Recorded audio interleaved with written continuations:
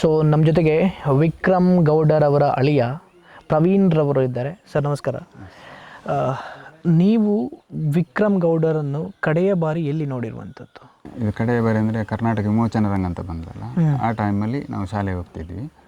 ಶಾಲೆ ಆವಾಗ ನೋಡಿದ್ವಿ. ಎಷ್ಟನೇ ಕ್ಲಾಸ್ ಇದ್ದರೆ ನೀವು? ಆವಾಗ ಒಂದು 7-8ನೇ ಕ್ಲಾಸ್ ಅಂತ, ಒಂದು 20 ವರ್ಷದ ಹಿಂದೆ, 8ನೇ ಕ್ಲಾಸಲ್ಲಿ. ಆಗ ಎಲ್ಲಿ ಬರ್ತಾಯಿದ್ರು? ಅವಾಗೆಲ್ಲ ಇಲ್ಲಿ ಎಲ್ಲ ಕಡೆ ಬರ್ತಿದ್ರು, ಪ್ರತಿಯೊಬ್ಬರು ಮನೆಗೆ ಬರ್ತಿದ್ರು. ವಿಮೋಚನಾ ರಂಗ ಅಂತ ಎಲ್ಲ ಮನೆಗೆ ಬಂದು ಹೋಗ್ತಿದ್ರು ಫಸ್ಟಿಗೆ. ಎಷ್ಟು ಜನ ಬರ್ತಾಯಿದ್ರು? ಅವರೊಂದು 10-25 ಜನ ಹೀಗೆ ಬರ್ತಿದ್ರು. 10 ಜನ 15 ಜನ, ಒಂದೊಂದು ಸಲ ಒಂದೊಂದು ರೀತಿ ಜನ ಬರ್ತಾಯಿದ್ರು. ಒಂದೊಂದು ಸಲ 10 ಬರ್ತಿದ್ರು, 20 ಹೀಗೆ ಬರ್ತಾಯಿದ್ರು. ಪ್ರತಿಯೊಬ್ಬರು ಮನೆಗೆ ಬಂದು ಹೀಗೆ ನಿಮ್ಮನ್ನ ಒಕ್ಕಲೆಬ್ಬಿಸ್ತಾರೆ, ಅದಕ್ಕಾಗಿ ನೀವು ನಮ್ಮ ಜೊತೆ ಹೋರಾಟ ಮಾಡಬೇಕು, ನಮ್ಮೊಟ್ಟಿಗೆ ಬರಬೇಕು ಅಂತ. ಯಾಕಂದರೆ ಎಲ್ಲ ಈ ಊರಿನವ್ರು ಎಲ್ಲರೂ ಹೋರಾಟಕ್ಕೆ ಹೋಗಿದ್ದಾರೆ, ಹೆಚ್ಚಿನವರು. ಪ್ರತಿಯೊಬ್ಬರು ಮನೆಯಲ್ಲಿ ಒಬ್ಬೊಬ್ಬರು. ನೀವು ಹೋಗಿದ್ದೀರಾ? ನಾವಿಲ್ಲ, ಅವಾಗ ಚಿಕ್ಕವರಲ್ಲ ಆಗ ಹೋಗಲಿಲ್ಲ. ನಮ್ಮ ಅಣ್ಣನವರೆಲ್ಲ ಹೋಗಿದ್ರು, ದೊಡ್ಡವರು. ಪ್ರತಿಯೊಬ್ಬರು ಮನೆಯಿಂದ ಈ ಕಡೆಯಿಂದೆಲ್ಲ ಹೋಗಿದ್ದಾರೆ ಹೋರಾಟಕ್ಕೆ ಅಂತ.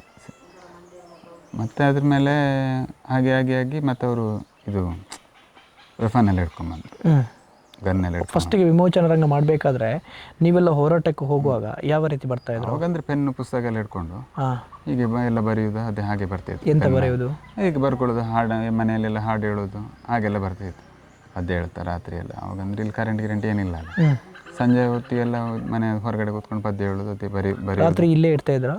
ಫಸ್ಟಿಗೆ ಆವಾಗ ಇರ್ತಿದ್ರು, ವಿಮೋಚನಾ ರಂಗ ಅಂತ ಬರಬೇಕಾದ್ರೆ ಅವಾಗೆಲ್ಲ ಇರ್ತಿದ್ರು ಮನೆಯಲ್ಲಿ. ಕೆಲವರು ಮನೆಯಲ್ಲಿ ಹಾಲ್ಟ್ ಆಗ್ತಿದ್ರು. ಓಕೆ. ಆವಾಗ ಅವರು ಎಲ್ಲಿ, ಊರಿನವರೇ ಅಥವಾ ಎಲ್ಲ ಹೊರಗಡೆಯವರು, ಊರಿನವರೆಲ್ಲ ಕೆಲವು ಜನ ಇದ್ರು. ಆ ಟೀಮಲ್ಲಿ ವಿಕ್ರಮ್ ಗೌಡ ಕೂಡ ಇದ್ರು ಅವರು ಅವರೊಟ್ಟಿಗೆ. ಅಂದರೆ ಒಂದು ಮನೆಯಲ್ಲಿ ಎಷ್ಟು ದಿನ ಇರ್ತಾ ಇದ್ರು? ಒಂದು ದಿನ ಅಷ್ಟೇ, ಒಂದು ದಿನ. ಈಗ ಎಲ್ಲಾದರೂ ಹೋರಾಟ ಇದ್ದರೆ ಬರೋದಿಲ್ಲ, ಎಲ್ಲರ ಮನೆಯಲ್ಲಿ ಹೇಳಿ ಹೋಗೋದು, ನಾಳೆ ಹೀಗೆ ಉಂಟು, ಬನ್ನಿ ಹೆಬ್ರಿಯಲ್ಲಿದ್ದರೆ ಹೆಬ್ರಿಗೆ ಬನ್ನಿ, ಎಲ್ಲ ನಾವು ಬರ್ತೇವೆ ಅಂತ ಎಲ್ಲರ ಮನೆಗೆ ಹೇಳಿ ಹೋಗ್ತಾಯಿದ್ರು. ಹಾಗೆ ಆ ದಿನ ಹೋಗ್ಲಿಕ್ಕೆ ಅಂದರೆ ಯಾರ್ದಾದ್ರು ಮನೆಯಲ್ಲಿ ಹೀಗೆ ನಿಂತು, ಇಲ್ಲಾಂದರೆ ಎಲ್ಲಾದ್ರೂ ಗ್ರೌಂಡ್ ಹತ್ರ, ಶಾಲೆ ಹತ್ರ ಎಲ್ಲ ಹೀಗೆ ನಿಂತು ಹೋಗ್ತಿದ್ರು. ಸೊ ಪೆನ್ನು ಮತ್ತು ಪುಸ್ತಕ ಇಟ್ಕೊಂಡು ಮನೆಗೆ ಬರ್ತಾ ಇದ್ರು, ಹೋರಾಟ ಇದೆ ಅಂತೇಳಿ ಹೇಳ್ತಾ ಇದ್ರು. ಆ ಟೈಮಲ್ಲಿ ಮನೆಯಲ್ಲೇ ಕೂರ್ತಾ ಇದ್ರ? ಮನೇಲಿ. ಹೌದು. ಹೀಗೆ ಕತ್ಲಾಯ್ತಂದ್ರೆ ಅವಾಗೆಲ್ಲ ಇಲ್ಲ ಗಾಡಿದೆಲ್ಲ ವ್ಯವಸ್ಥೆ ಇಲ್ಲ, ಹೊರಗಡೆ ಹೋಗ್ಲಿಕ್ಕೆ ನಡ್ಕೊಂಡೆಲ್ಲ ಹೋಗ್ಬಿಡು. ಇಲ್ಲೇ ಕೂತು ಎಲ್ಲ ಬೆಳಿಗ್ಗೆಲ್ಲ ಹೋಗ್ತಿದ್ದೆ ಕೆಲ ಮನೆ ವಿಮೋಚನಾ ರಂಗ ಅಂತ ಬರ್ತಿರ್ಬೇಕು. ಓಕೆ. ನಂತರದಲ್ಲಿ ಹೋರಾಟ ಎಲ್ಲಿ? ಅದು ಹೋರಾಟ ಇದು ಶೃಂಗೇರಿಯಲ್ಲಿ ಒಂದು ಸಲ ಮಾಡಿದರು, ಆಮೇಲೆ ಹೆಬ್ರಿಯಲ್ಲಿ. ಯಾವುದೇ ಎದುರುಗಡೆ? ಶೃಂಗೇರಿ, ಅದು ಎಲ್ಲಿಂದ ಅಷ್ಟು ಕ್ಲಿಯರಿಟಿ ನಮ್ಗೆ ಗೊತ್ತಿಲ್ಲ. ಒಟ್ಟು ಶೃಂಗೇರಿಯಲ್ಲಿ ಒಂದು ಸಲ ಇದು ಮಾಡಿದ್ದಾರೆ, ಅಲ್ಲೆಲ್ಲ ಲಾಠಿ ಚಾರ್ಜ್ ಎಲ್ಲ ಆಗಿದೆ ಆವಾಗ ಇಲ್ಲಿ ಜನರ ಮೇಲೆ. ಅದ್ರ ಮೇಲೆ ಹೆಬ್ರಿಯಲ್ಲಿ ಒಂದು ಸಲ ಮಾಡಿದ್ದಾರೆ. ಶೃಂಗೇರಿಯಲ್ಲಿ ಲಾಠಿ ಚಾರ್ಜ್ ಯಾಕೆ ಆದದ್ದು? ಅದೇನೋ ಅಲ್ಲಿ ಯಾರೋ ಪೊಲೀಸರಿಗೆ ಏನೋ ಬೈದರು ಅಂತೇಳಿ ಇದು ಮಾಡಿ, ಬೆಳೆದಿದ್ದೆಲ್ಲ ಬೈದರು ಅಂತೇಳಿ ಲಾಠಿ ಚಾರ್ಜ್ ಆಯಿತು. ಓಕೆ. ಹಾಗೆ ಆ ಹೋರಾಟದಲ್ಲಿ ಒಕ್ಕಲೆಬ್ಬಿಸುವಂಥದ್ದು ನಿಲ್ಲಿಸಿದ್ರ? ಅದ್ರ ಮೇಲೆ ಒಂದು 20 ವರ್ಷ ಸುದ್ದಿ ಇರಲಿಲ್ಲ.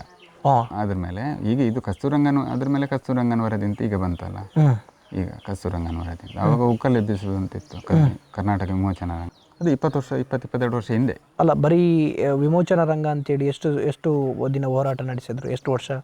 ತುಂಬ ಟೈಮ್ ನಡೆಸಿರ್ಬೇಕು ವಿಮೋಚನಾ ರಂಗ ಅಂತೇಳಿ. ಒಂದು 5-6 ತಿಂಗಳು ಹೀಗೆಲ್ಲ. ಆ ಟೈಮಲ್ಲಿ ನಿಲ್ಲಿಸುತ್ತಾ ಒಕ್ಕಲೆಬ್ಬಿಸುವಂಥದ್ದು? ಇಲ್ಲ, ಹಾಗೆ ಒಟ್ಟು ಒಂದ್ಸಲ ತಣ್ಣಗಿತ್ತು ಅಷ್ಟೇ, ಬಿಟ್ಟರೆ ಮತ್ತೆ ಯಾವುದೂ ಇರಲಿಲ್ಲ. ಒಂದ್ಸಲ ಇದಾಯಿತು, ಮತ್ತೆ ಇವರು ಅದೇ ವೆಪನ್ ಇಟ್ಕೊಂಡೆಲ್ಲ ಬಂದ್ರಲ್ಲ, ಗನ್ನೆಲ್ಲ ಹಿಡ್ಕೊಂಡು ಮನೆಗೆ ಬರಲಿಕ್ಕೆ ಶುರು ಮಾಡಿ. ಪೆನ್ನು ಪುಸ್ತಕ ಹಿಡ್ಕೊಂಡು ಬಂದವರು ನಂತರ ಗನ್ ಬರೋಕ್ಕೆ ಸ್ಟಾರ್ಟ್ ಆಗ. ಆವಾಗ ನಿಮ್ಮದು ಇದು ಜನರೆಲ್ಲ ದೂರ ಮಾಡಲಿಕ್ಕೆ ಶುರು ಮಾಡಿದ್ರು ಅವ್ರನ್ನ.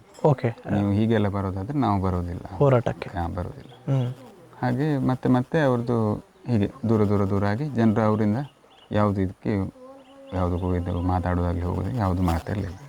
ಆಮೇಲೆ ನಮಗೆ ಗೊತ್ತಾಗಿದ್ದು ನಕ್ಸಲೆಟ್ ಅಂತ, ಪೊಲೀಸ್ನವರೆಲ್ಲ ಬರ್ಲಿಕ್ಕೆ ಶುರು ಮಾಡಿದ್ರೆ ಮನೆಗೆ. ಆವಾಗ ನಕ್ಸಲೆಟ್ ಅಂತ ಕ್ಲಿಯರಿಟಿ ಇಲ್ಲಿನವರಿಗೆಲ್ಲ ಗೊತ್ತಾಗಿತ್ತು. ವಿಮೋಚನಾ ರಂಗದಟ್ಟಿ ಪೆನ್ನು ಪುಸ್ತಕ ಇಟ್ಕೊಂಡು ಬರ್ತಾ ಇದ್ದದ್ದ, ಗನ್ನು ಕೂಡ ಇಟ್ಕೊಂಡು? ಹೌದೌದು, ಅವರೇ.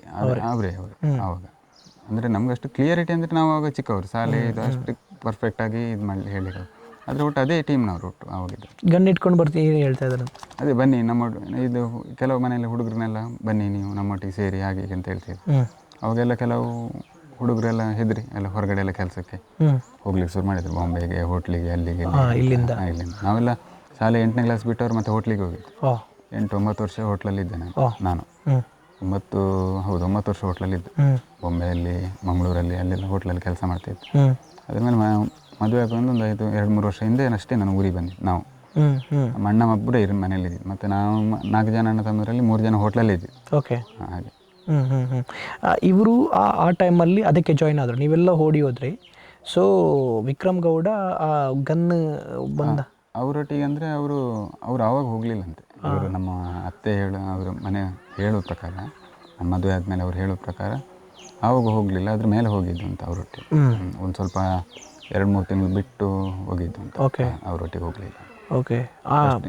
ಫಸ್ಟಿಗೆ ಅಂದರೆ ಇವರಿದೆ ಹೋರಾಟದಲ್ಲೆಲ್ಲ ಇದ್ರಲ್ಲ, ಅದ್ರ ಮೇಲೆ ಎಲ್ಲ ಇದು ಮಾಡ್ಕೊಂಡು ಮನೆ ಹತ್ರನೇ ಕೆಲಸ ಮಾಡ್ಕೊಂಡು ಇದ್ರು ಅವರು 3 ಹೋರಾಟ ನಿಂತರು ಗನ್ ಇಟ್ಕೊಂಡು ಬರುವಾಗಲೂ ಕೂಡ ಮನೆಯಲ್ಲಿದ್ದರು. ಅತ್ತೆ ಹೇಳ್ತಿದ್ರು ಮನೆಯಲ್ಲೇ ತೋಟದ ಕೆಲಸ ಮತ್ತು ಧರ್ಮಸ್ಥಳ ಗ್ರಾಮಾಭಿವೃದ್ಧಿ ಅದರಲ್ಲಿ ಗ್ರೂಪಲ್ಲಿ ಇದ್ದರು.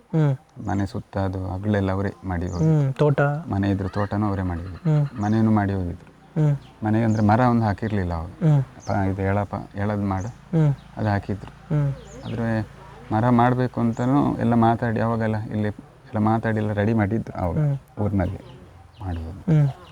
ಆವಾಗ ಅದ್ರ ಮೇಲೆ ನನ್ನ ಮಾವ ಹೆಂಡತಿ ತಂದೆ ಅವರು ದುಡ್ಡು ಕೊಟ್ಟಿದ್ರಂತೆ 15,000 ಮನೆಗೆ ಮರ ತಂದು ಹಾಕು ಅಂತ. ಅದನ್ನ ತಂದು ಅವರು ಆ ಟೈಮಲ್ಲಿ ದುಡ್ಡು ಇಟ್ಕೊಂಡು ಬಂದವರು ಮನೆಗೆ ತಾಯಿ ಒಬ್ಬರೇ ಇದ್ದಿದ್ದಲ್ಲ, ತಾಯಿಗೆ ಎಷ್ಟು ಬೇಕು ಅಕ್ಕಿ ಸಾಮಾನೆಲ್ಲ ತಂದು ಹಾಕಿದ್ದು, ಮನೆಗೆ ಎಷ್ಟು ಸಾಮಾನು ಬೇಕು ಅವರೊಟ್ಟಿಗೆ ಇದು. ಮತ್ತು ಒಂದು ಸಲ ಇಲ್ಲಿ ಅವ್ರ ಮೇಲೆ ಅಟ್ಯಾಕ್ ಇವರು ಹೊಡೆದ್ರು, ಪೊಲೀಸ್ನವ್ರು ಬಂದು ಹೊಡೆದ್ರು ಅನ್ನುವಂಥ. ಪೊಲೀಸ್ ಫಾರೆಸ್ಟ್ ಡಿಪಾರ್ಟ್ಮೆಂಟ್ ಅಂತ ಕ್ಲಿಯರಿಟಿ ಅಷ್ಟು ಗೊತ್ತಿಲ್ಲ. ಅಂದರೆ ಅವಾಗಂದ್ರೆ ಇಲ್ಲಿ ಫಸ್ಟ್ ಅಲ್ಲ ಬರೋದು, ಯಾರು ಅಂತೇಳಿ ಅವಾಗೆಲ್ಲ ಯಾರು ಬರ್ತಿರ್ಲಿಲ್ಲ. ಪೊಲೀಸ್ ಫಾರೆಸ್ಟ್ ಎಲ್ಲ ಭಾರಿ ಕಮ್ಮಿ ಈ ಊರಿಗೆಲ್ಲ ಬರೋದು. ಈ ಗಲಾಟೆ ಇದಾದಮೇಲೆ ಅದರಲ್ಲಿ ಅವ್ರಿಗೆ ಬಂದು ಮನೇಲಿ ಬಂದು ಹೊಡೆದು ಹೋದ್ರು. ಮನೆಯಿಂದ ಕರ್ಕೊಂಬಂದು ಸ್ವಲ್ಪ ದೂರ ಕಾಡಲ್ಲಿ ಕರ್ಕೊಂಬಂದು ಒಂದು ಹೊಡೆದ್ರಂತೆ ಇವ್ರು ನಮ್ಮದು. ಅಂದರೆ ವಿಮೋಚನಾ ರಂಗ ಮುಗಿಸಿ ನಂತರ ಮನೆಯಲ್ಲಿ ಕೃಷಿ ಕೆಲಸ ಮಾಡಬೇಕಾದ್ರೆ ಮನೆಯಲ್ಲಿ 15,000 ಎಲ್ಲ ಕೊಟ್ಟಿದ್ರು. ಆ ಟೈಮಲ್ಲಿ ಹೊಡೆದು ಬಂದರು. ಯಾಕೆ ನಕ್ಸಲೊಟ್ಟರಿಗೆ ಟಚ್ಚಲ್ಲಿ ಇದ್ರ ಅಂತ ಹೇಳಿ? ಟಚ್ಚಲ್ಲಿ ಅದು ಏನು ಕಾರಣ ಅಂತಿಲ್ಲ, ಮನೇಲಿ ಯಾವುದು ಅವ್ರು ಹೇಳ್ತಿರ್ಲಿಲ್ಲ. ತಾಯಿ ಒಬ್ಬರೇ ಇದ್ದಿದ್ದು. ಓಕೆ. ಅವ್ರ ತಾಯಿ ಇವರು ನಮ್ಮದು ಅತ್ತೆ ಅವರೆಲ್ಲ ಬೊಂಬೈಲಿದ್ರು, ಅವರೆಲ್ಲ ಬೊಂಬೈಲಿದ್ರು, ಅವರಿಬ್ಬರೇ ಮನೇಲಿ ಇದ್ದಿದ್ದು. ತಾಯಿ ಹತ್ರ ಅಂತ ಹೇಳೋದಿಲ್ಲ, ಅವರು ಪಾಪದವರು, ಅವ್ರಿಗೆ ಏನು ಅಷ್ಟು ಅಂದಾಜಿಲ್ಲ. ಇದು ಹೊಡಿಬೇಕಾದ್ರೆ ಅವ್ರ ಮಾವ ನೋಡಿದ್ದು, ಅವ್ರು ಇನ್ನೊಬ್ರು ಮಾವ, ಅವರು ಇಲ್ಲ ಈಗ ಇರೋದು, ಅವ್ರದ್ದು ಮಾವ ವಿಕ್ರಮ್ ಗೌಡ್ರು ಅವ್ರ ಮಾವ. ಅವ್ರನ್ನ ಯಾವುದು ಕಾಡಿಗೆ ಹೋಗಿ ಬೀಳು ತರಬೇಕಾದ್ರೆ ಬೊಬ್ಬೆಗೆ ಹೇಳ್ತಿತ್ತು ಕಾಡಲ್ಲಿ. ಮತ್ತೆ ನೋಡಬೇಕಾದ್ರೆ ಇವರಿಗೆ ಹೊಡಿತಿದ್ರು ಅಂತ ಗೊತ್ತಾಗಿ ಅಲ್ಲಿ ಊರಿನವರಿಗೆಲ್ಲ ಹೇಳಿ ಎಲ್ಲರೂ ಒಟ್ಟಾಗಿ ಮತ್ತೆ ಜೀಪ್ ಹತ್ರ ಬಂದು ಅಡ್ಡ ನಿಂತು, ಜೀಪಲ್ಲಿ ಕೂರಿಸಿದ್ರು, ಅಡ್ಡ ನಿಂತು ಕರ್ಕೊಂಡು ಹೋಗೋದಾದರೆ ನಮ್ಮನ್ನೆಲ್ಲರೂ ಕರ್ಕೊಂಡು ಹೋಗಿ ಅವನೊಬ್ಬನ ಬೇಡ ಅಂತ ಮತ್ತೆ ಅಲ್ಲೇ ಬಿಟ್ಟು ಹೋದ್ರು. ಅದ್ರ ಮೇಲೂ ಮನೆಯಲ್ಲಿದ್ದರು ಅವರು ಒಂದು ಸ್ವಲ್ಪ. ಅದ್ರ ಮೇಲೆ ಈಗ ನಾನು ಬೊಂಬೆ ಹೋಗಿ ಬಂದಿದ್ದಾರೆ ಅದ್ರ ಮೇಲೆ. ಅದರ ಮೇಲೆ 8 ದಿವಸ ನನ್ನ ಹೆಂಡತಿ ಅವಾಗ ಅವಳಿಗೆ 2 ವರ್ಷ. ಅವಳನ್ನ ಬೊಂಬೈಗೆ ಹೋಗಿ ಬಿಟ್ಟು ಮನೆಗೆ ಬಂದಿದ್ದಾರೆ ವಾಪಸ್. 8 ದಿನ ಬೊಂಬೈಯಲ್ಲಿ ಇದ್ದು ವಾಪಸ್ ಮನೆ ಬಂದು ಹೋದವರು ಮತ್ತೆ ರಿಟರ್ನ್ ಇಲ್ಲ. ಬಾಂಬೆಗೆ ನಿಮ್ಮ ಹೆಂಡತಿಯನ್ನು ಬಿಟ್ಟು? ಹೌದು. ಅವಾಗ ಮಗು ಅಕ್ಕನ ರೂಮಿಗೆ ಹೋಗಿ ಅಲ್ಲಿ 8 ದಿನ ಇತ್ತು ಬೊಂಬೈಲಿ. ಅಂತ ಹೇಳಿದ್ರೆ ವಿಕ್ರಮ್ ಗೌಡನ ಅಕ್ಕ ತಂಗಿ ಅವ್ರದ್ದು ತಂಗಿ ಗಂಡ ಮತ್ತು ತಮ್ಮ ಅವರೆಲ್ಲ ಬಾಂಬೆಯಲ್ಲಿ ಇದ್ರು. ಅಲ್ಲಿಗೆ ಹೋಗಿ ಅವ್ರ ಹತ್ರ ಎಲ್ಲ ಮಾತಾಡಿಸಿ 8 ದಿನ ಅಲ್ಲಿದ್ದು ಊರಿಗೆ ಬಂದಿದ್ದಾರೆ ವಾಪಸ್. ಊರಿಗೆ ಬಂದವರು ರಿಟರ್ನ್ ಹೋದವರು ಇಲ್ಲ, ಬರಲೇ ಇಲ್ಲ. ಮನೆಯಲ್ಲಿ ತಾಯಿ ಒಬ್ಬರೇ ಇದ್ದರು. ತಾಯಿ ಗೊತ್ತೇ ಇಲ್ಲ. ತಾಯಿಗಂದರೆ ಏನು ಮಾಡ್ತಿದ್ರು, ಎಲ್ಲಿ ಹೋಗ್ತಿದ್ರು ಅವ್ರಿಗೆ ವಿಷಯನೇ ಗೊತ್ತಿಲ್ಲ.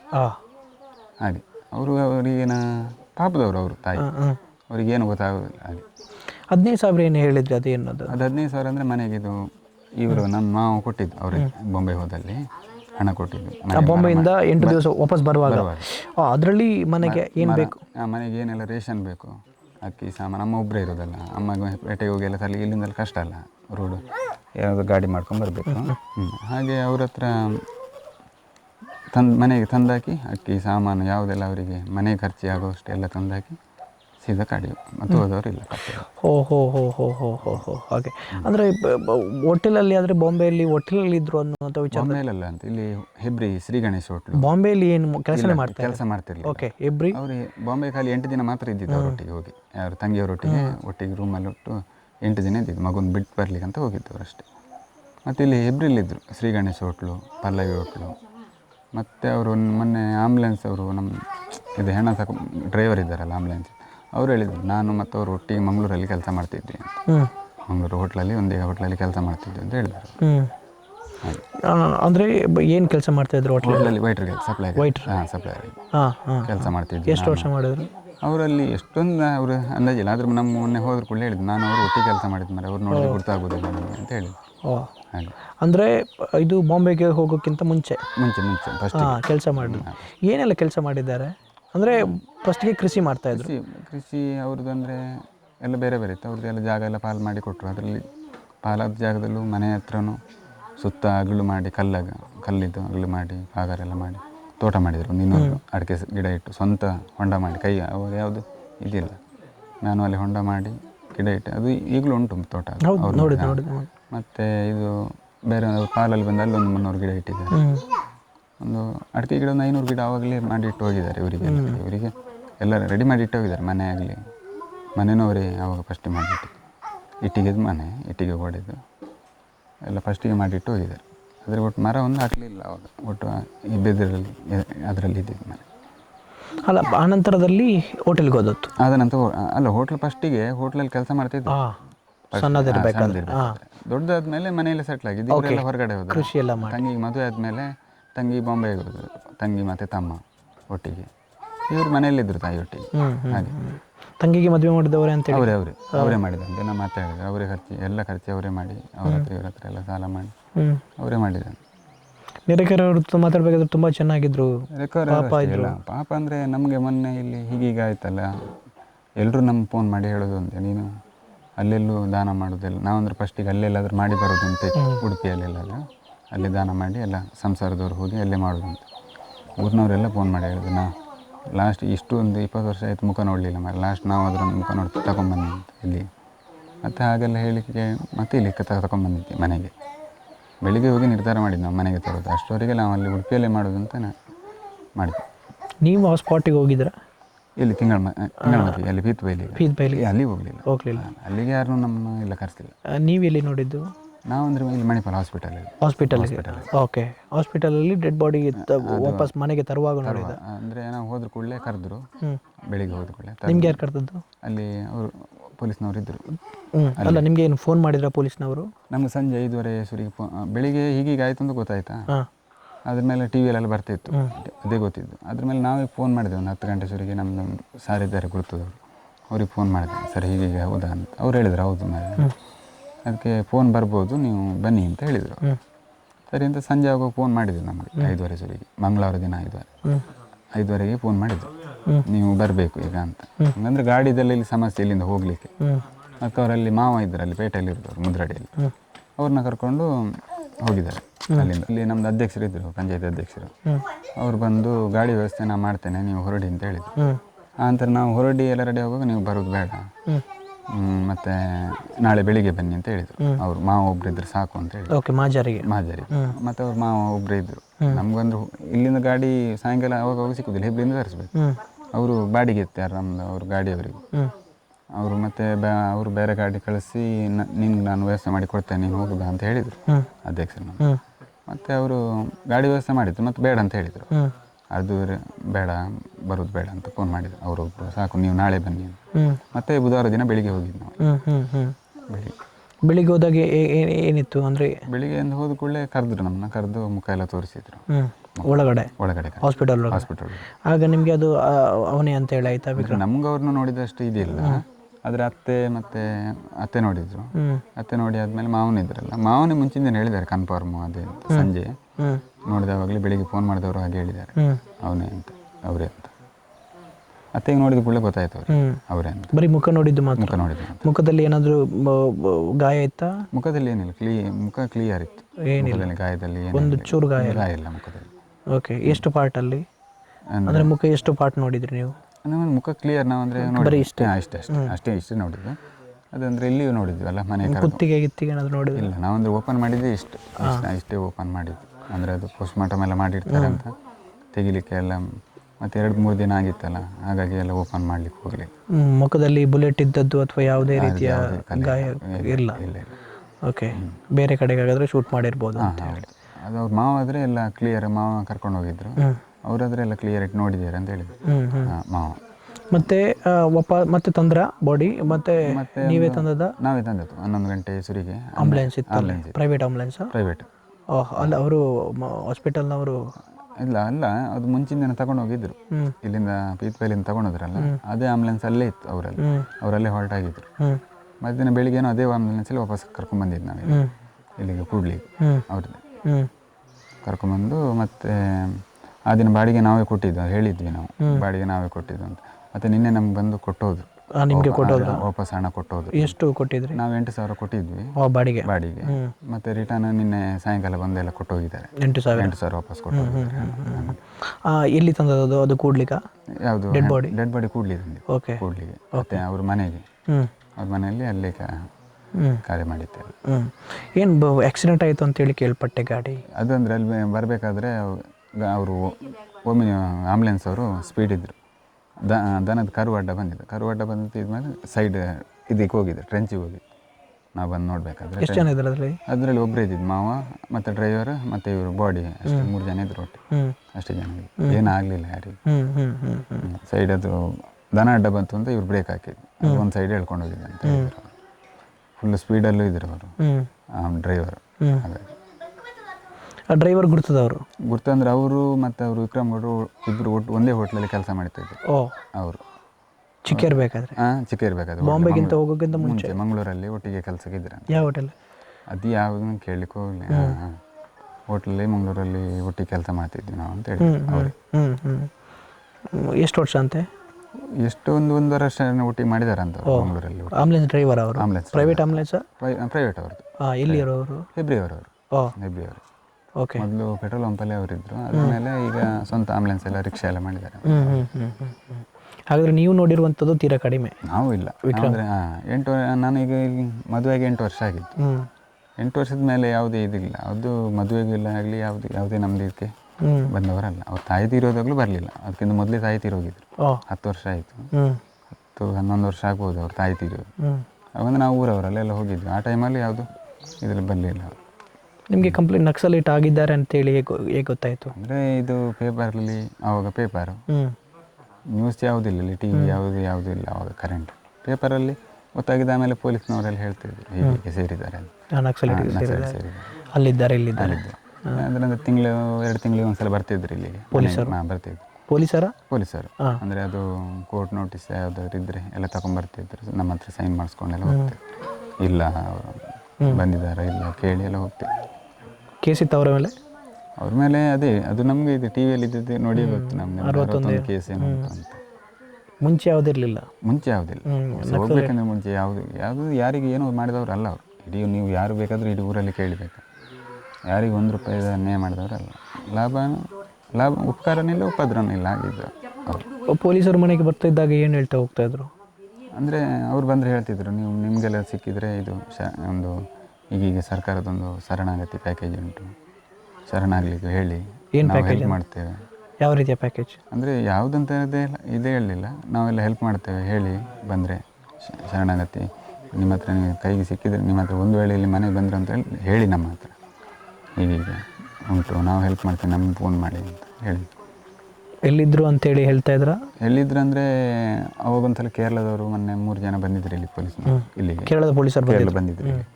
ಬಂದು ಹೀಗೀಗೆ ಹೇಳಿದರು ನಮ್ಮ ಹತ್ರ, ಹೀಗೀಗೆ ಕೇರಳದಿಂದ ಅವರು ಕೇರಳದವರಲ್ಲೇ ಇದ್ದರು ಇಷ್ಟರವರೆಗೆ, ಈಗ ಕೇರಳ ಬಿಟ್ಟಿದ್ದಾರೆ, ಇಲ್ಲಿ ಬರ್ಬೋದು, ಬಂದರೆ ನಮಗೆ ತಿಳಿಸಿ ಅಂತ ಹೇಳಿ ಹೋಗಿದ್ದು.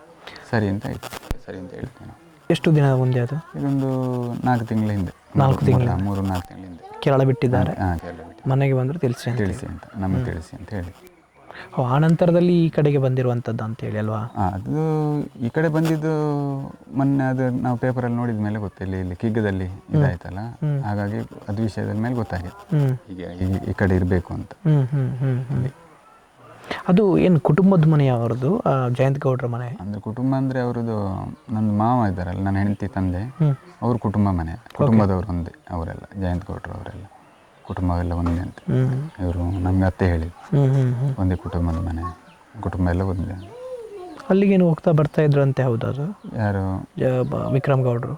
ಅಂದರೆ ಯಾರು ನಮಗೆ ಯಾವುದು ಇದು ಮಾಹಿತಿನ ಯಾರು ಯಾವುದು ಕೊಡ್ತಾ ಇರಲಿಲ್ಲ. ಅಂದರೆ ಎಲ್ಲಾದರೂ ಹೇಳ್ತಾ ಇದ್ರ? ಇಲ್ಲ ಯಾರು ಹೇಳೋದು. ಜಯಂತ್ ಗೌಡ್ರ ಹತ್ರ ಕಾಂಟ್ಯಾಕ್ಟ್ ಕಡಿಮೆ? ನಮ್ಗೆ ಕಾಂಟ್ಯಾಕ್ಟೇ ಇಲ್ಲ ಅವ್ರದ್ದೆಲ್ಲ. ಕಾಂಟ್ಯಾಕ್ಟ್ ಅವ್ರದ್ದು ಅಲ್ಲಿ ಆ ಕಡೆದು ಯಾರ್ದು ಕಾಂಟ್ಯಾಕ್ಟ್ ಇಲ್ಲ ನಮಗೆ, ತಿಂಗಳ ಮಕ್ಕಳ ಆ ಸೈಟಿಗೆ. ಹಾಗೆ ಫೇಕ್ ಎನ್ಕೌಂಟರ್ ಅಂತೇಳಿ ಹೇಳ್ತಾ ಇದ್ದಾರೆ, ಏನು ಹೇಳ್ತೀರಿ ಇದ್ರ ಬಗ್ಗೆ? ಅದು ಏನಂತ ನಮ್ಗೆ ಎಂತ ಹೇಳಲಿಕ್ಕೂ ಆಗೋದಿಲ್ಲ. ಬಟ್ ನಾವಲ್ಲಿ ಯಾವುದು ನಮ್ಗೆ ಯಾವುದು ಗೊತ್ತಿಲ್ಲ ಅಲ್ಲ, ಅಲ್ಲಿ ನೋಡಿದ್ರೆ ಆದರೂ ಹೇಳಿದ್ರೆ ಅದು ಏನಾದರೂ ಹೇಳ್ಬೋದು. ಸುಮ್ಮನೆ ಹೇಗೆ ಯಾವುದು ಹೇಳಲಿಕ್ಕೆ ಆಗೋದಿಲ್ಲ ಹಾಗೆ. ಒಂದಷ್ಟು ಜನ ಹೇಳ್ತಾ ಇದ್ದಾರೆ ಏನು ಫೇಕ್ ಎನ್ಕೌಂಟರ್ ನಾವು ಮೊಬೈಲಲ್ಲಿ ನೋಡ್ತೀವಿ ಹೀಗೆ ಕೆಲವು ಜನ ಹೇಳಿದರು ಹೀಗೆ ಅಂತ. ಇಲ್ಲ ನಮಗೇನು ಗೊತ್ತಿಲ್ಲ ಅಂತ ಹೇಳಿದ್ರು. ನಾವೇನು ಅಲ್ಲಿ ನೋಡಲಿಲ್ಲ, ಕೇಳಿದ್ದು ನಮಗೆ ಈ ಮೊಬೈಲಲ್ಲಿ ಕೇಳಿದ್ದು ನಮಗೆ ಗೊತ್ತು ಬಿಟ್ಟರೆ ಬೇರೆ ಯಾವುದು ವಿಷಯ ನಮ್ಗೆ ಗೊತ್ತಿಲ್ಲ. ಒಂದು ವೇಳೆ ನೀವು ಸಿಗ್ತಾ ಇದ್ರೆ ಹೇಳ್ತಾ ಇದ್ರಿ ಶರಣ ಆಗು ಅಂತ ಹೇಳಿ? ಸಿಗ್ತಾ ಇದ್ರೆ ಅವ್ರು ಸಿಗೋದಿಲ್ಲ ಅಂತ ನಮ್ಗೆ ಹೇಗೂ ಕನ್ಫರ್ಮ್ ಗೊತ್ತಿತ್ತು. ಹೌದು ಅಂತ ಏನು ಆ ಟೈಮಲ್ಲಿ ಬರೋದಿಲ್ಲ ಅಂತ. ಗೌರಿ ಲಂಕೇಶ್ ಶರಣಾಗತಿ ಮಾಡಬೇಕಾದ್ರೆ ಆ ಟೈಮಲ್ಲಿ ಅಂತ ಹೇಳಿದರೆ ಒಂದಷ್ಟು ಜನ ಶರಣಾಗತಿ ಆಗಬೇಕಾದ್ರೆ ಸೊ ಇವರು ಗೌರಿ ಲಂಕೇಶ್ಗೂ ಬೆದರಿಕೆ ಹಾಕಿದ್ರು ಅನ್ನುವಂಥ ವಿಚಾರದಲ್ಲಿ. ಅದು ವಿಚಾರ ಅಂದರೆ ನಮಗೆ ಹೀಗೆ ಟಿ ವಿಲೆಲ್ಲ ನೋಡಿ ಗೊತ್ತು ಬಿಟ್ಟರೆ ಬೇರೆ ಯಾವುದು ನಮಗೆ ಬುದ್ಧಿ ಯಾವುದು ವಿಷಯ ಅಂದರೆ ಟಚ್ಚೇ ಇರಲಿಲ್ಲ. ಅವ್ರದ್ದು ಕಾಡು ಜೀವನ, ಕಾಡು ಅವರದ್ದೇ ಅವರಷ್ಟೇ. ನಮ್ಗೆ ಯಾವುದು ಇಲ್ಲಿ ನಮ್ಗೆ ಯಾವುದು ಕಿರಿಕಿರಿ ಇರಲಿಲ್ಲ. ನಾವು ನಮ್ಮಷ್ಟಿಗೆ ಕೆಲಸ ಮಾಡ್ತಿದ್ವಿ. ನಾನು ಮದುವೆಯಾಗಿ ಈಗ 8 ವರ್ಷ ಆಯಿತು. 8 ಯಾವುದೇ ತೊಂದರೆ ನಮಗೆ ಆಗಿಲ್ಲ ಹಾಗೆ. ಈಗ ಒಕ್ಕಲೆಬ್ಬಿಸುವಂಥ ವಿಚಾರ ಯಾವುದೂ ಇಲ್ಲ ಅಲ್ಲ, ಈಗ ಯಾವುದು ಒಕ್ಕಲೆಬ್ಬಿಸುವಂಥ ಯಾವುದು ಸುದ್ದಿಲ್ಲ. ಈಗ ಕಸ್ತೂರಂಗನ ಒಂದೇ, ಈಗ ಕಸ್ತೂರಂಗನ ವರದಿ ಜಾರಿ ಅದೇ ಒಂದೇ ಇರೋದು ಬಿಟ್ಟು ಒಕ್ಕಲೆಬ್ಬಿಸುವಂಥ ಯಾವುದಿಲ್ಲ. ನಿಮಗೆಲ್ಲ ಫೆಸಿಲಿಟಿ ಎಲ್ಲ? ನಮಗಂದೆ ಫೆಸಿಲಿಟಿ ಯಾವುದು ಇಲ್ಲಿ ಬರುವಾಗ ನೋಡಿದ್ರಲ್ಲ ನೀವು, ಬ್ರಿಡ್ಜ್ ಇಲ್ಲ ಮಳೆಗಾಲದಲ್ಲಿ ಬರಬೇಕು. ಮಳೆಗಾಲ ಯಾವುದು ಸಪೂರದೊಂದು ಬ್ರಿಡ್ಜ್, ಬ್ರಿಡ್ಜ್ ಅದನ್ನು ನಡ್ಕೊಂಡು ಹೋಗ್ಲಿಕ್ಕೆ ಮಾತ್ರ. ಟೂ ವೀಲರ್ ಬರ್ಬೋದು. ಟೂ ವೀಲರ್ ಮತ್ತು ಯಾರನ್ನೂ ಬೇಕಾದ್ರೆ ಏನಿದ್ರು ಹೊತ್ಕೊಂಡು, ಹುಷಾರಿಲ್ಲ ಅಂದರೆ ಹೊತ್ಕೊಂಡು. ಮನೆ ಇದೆ ಇಲ್ಲಿ? ಇಲ್ಲಿ ಈ ಕಡೆ ಒಂದು 18 ಮನೆ ಇದೆ. 18. ಇಲ್ಲಿ ಯಾರು ಬರ್ತಾರೆ ಶಾಸಕರು? ನಮ್ದು ಇಲ್ಲಿ ಇವರು ಸುನೀಲ್ ಕುಮಾರ್. ಹೇಳಿಲ್ಲ ಅವರಿಗೆ? ಅವ್ರು ಹೇಳಿದ್ದೇವೆ ಮಾಡಿ ಕೊಡ್ತೇನೆ ಅಂತ ಹೇಳಿದ್ದಾರೆ. ಎಷ್ಟು ವರ್ಷ ಆಯಿತು? ಈಗ ಹೊಸ ಸಲ ಹೇಳಿದರು ನೆಕ್ಸ್ಟ್ ಸೀಸನಲ್ಲಿ ಮಾಡಿ ಕೊಡುವ 100% ಮಾಡಿ ಕೊಡ್ತೇವೆ ಅಂತ ಹೇಳಿ ಹೋಗಿದ್ದು ಈ ಸೀಸನ್.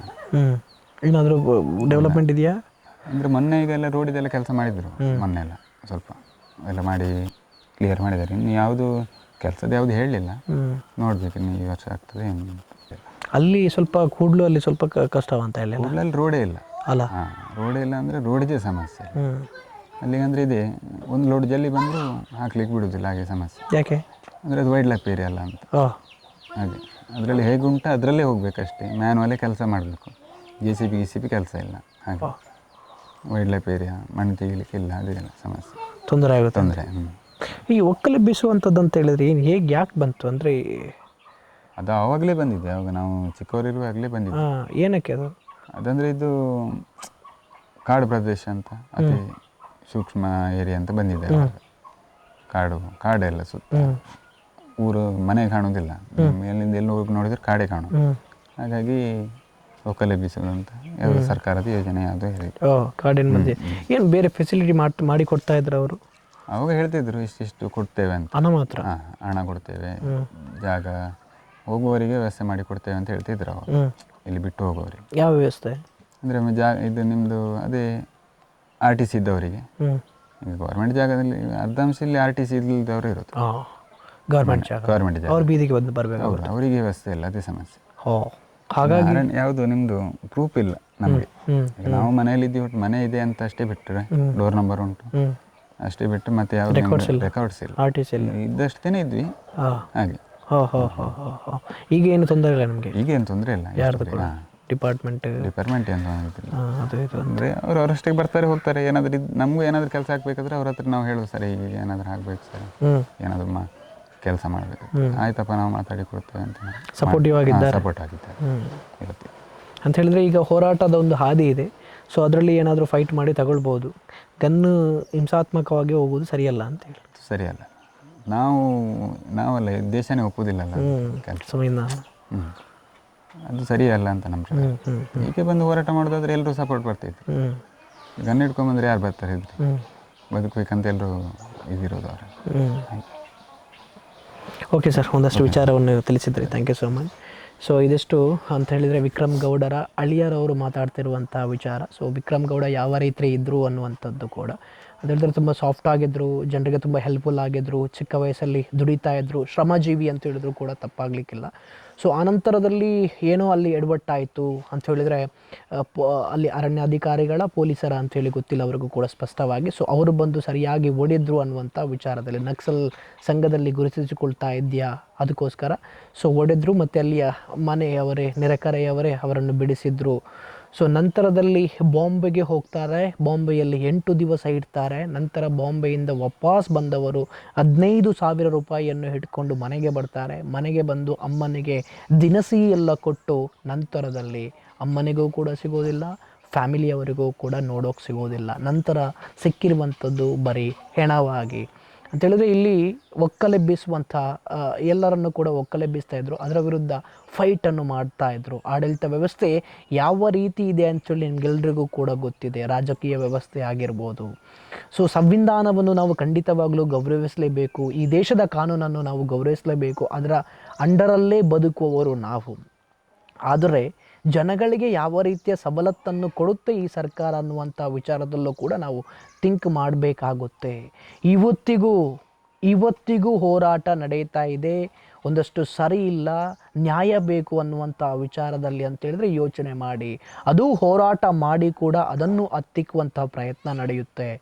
ಅದೇ ರೀತಿ ಹೋರಾಟ ಮಾಡಿದವರ ಮೇಲೂ ಏನೇನೋ ಕೇಸ್ ಹಾಕ್ತಾರೆ.